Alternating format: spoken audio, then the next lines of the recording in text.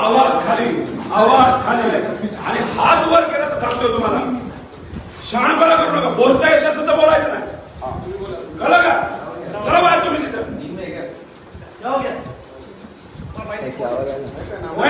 आमदारावर आवाज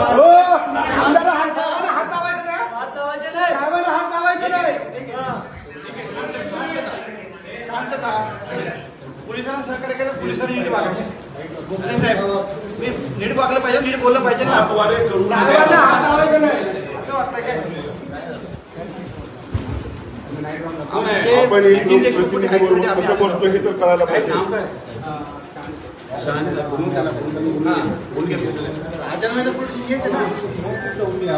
चौकी नाही पोलिसांना